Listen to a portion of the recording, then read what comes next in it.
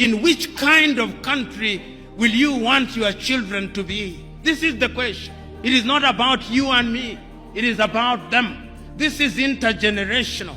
After we have elected them, you'll then see them sending their arrows ahead. You'll see Bill Gates come and meet your president. You'll see Tony Blair come and meet your president. You'll see Macron come and meet your president. You'll see all of them. And then they will never admit, but they'll be told, if you want money in agriculture, behave this way. If you want money in this area, behave this way. They will never tell that to the Chinese. They will never tell that to the Indians. They will never tell that to the Vietnamese. They will never tell that to the Koreans. But in Africa, they tell us.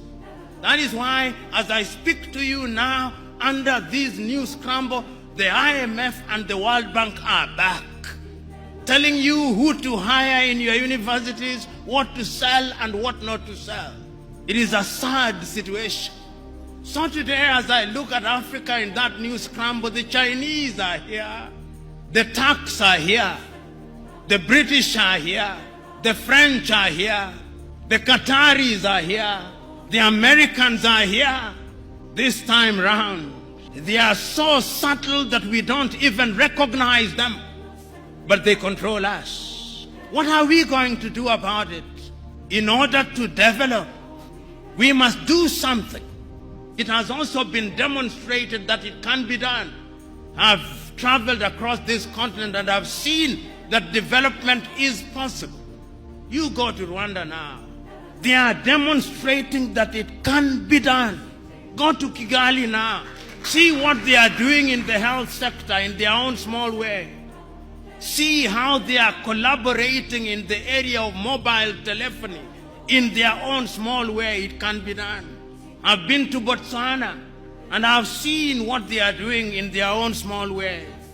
I've been to Mauritius, see what they are doing in their own small way. And they do not have the resources that other countries have. And I'm giving this example to say that indeed it can be done, and it can be done within the continent of Africa. So what we must do is to begin to pull together. We have 55 telephone access codes.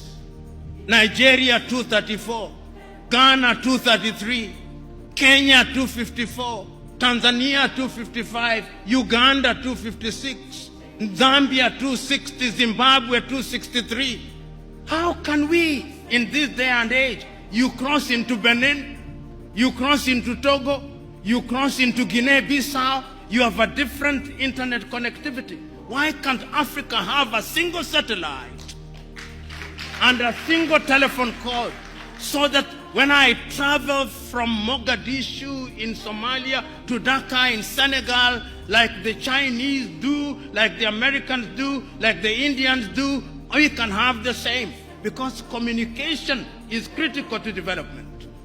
And I'm saying this, part of my agenda is to prick your conscience with live examples, that you may go out there irritated, but irritated to do the right thing.